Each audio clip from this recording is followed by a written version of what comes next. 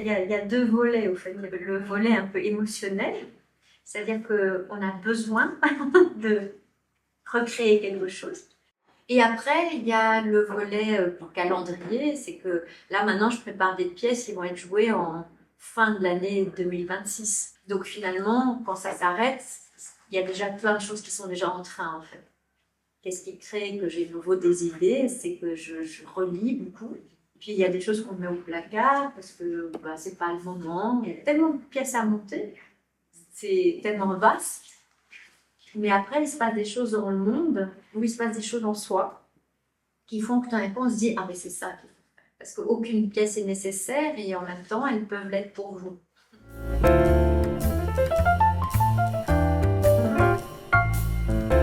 Parce qu'en fait, j'ai été dans un milieu artistique toute ma vie, pas du tout familièrement, mais je commençais la danse classique. Et j'ai commencé le théâtre.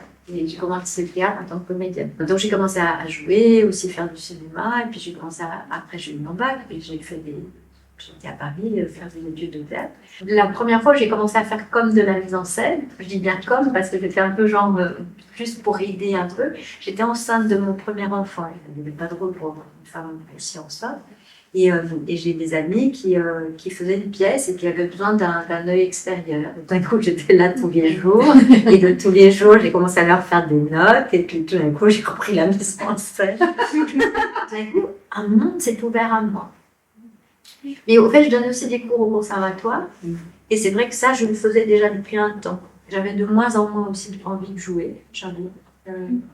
Jouer la comédie, c'est s'offrir totalement, tout donner. Là, j'étais comédienne et puis de plus en plus, tout d'un coup, je suis devenue. C'est pour ça que je dis ça, c'est venu à moi. Il n'y a pas un matin où je me suis dit, je vais faire de la mise en scène ou je serai metteur en scène. Et je dois dire que j'ai encore du mal presque à le dire maintenant que je suis metteur en scène. J'ai l'impression que je ne suis pas encore légitime.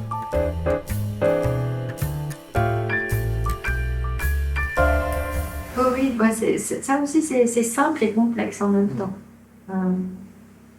Parce que qu'est-ce que ça veut dire? Le premier objectif, c'est toujours la pièce qui vient. Après, il y a un objectif de ne pas se répéter.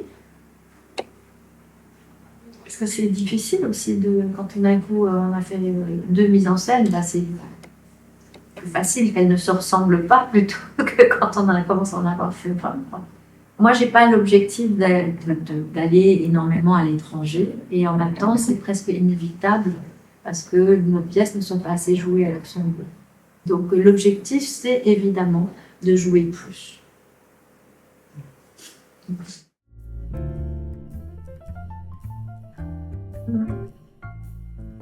Mais lui m'a laissé vraiment une carte blanche, quoi. Quelle chance déjà qu'il m'ait offert de garder ses droits, enfin de pouvoir prendre le scénario. Il sait ce que c'est être un artiste et qu'on a besoin aussi, nous, de s'approprier les choses.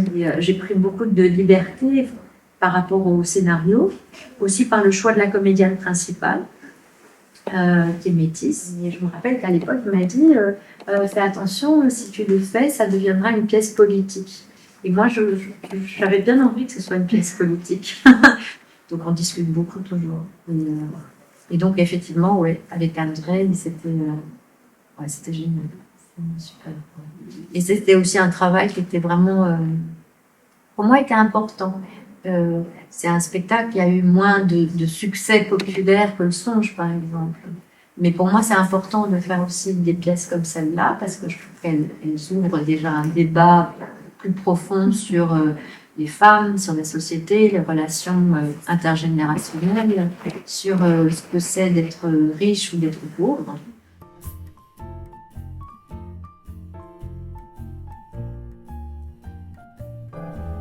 Parce que je trouve avoir des gens qu'on connaisse, c'est rassurant, parce qu'ils comprennent plus vite votre façon de travailler. Mais en même temps, il ne faut pas rester qu'avec des gens qu'on connaît, parce que sinon, être justement trop dans les pantoufles. Tout le monde. Et que tout d'un coup, on se caricature soi-même.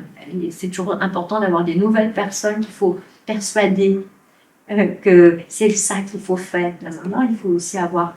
Le spectacle n'est bon que quand les gens ont envie de tout donner, quoi. Donc ce mélange entre des gens qui viennent avec leur leurs peurs, leurs appréhensions, en même temps leur envie, et des gens qui sont déjà un peu persuadés qu'on va passer un bon moment ensemble, c'est toujours un très bon équilibre.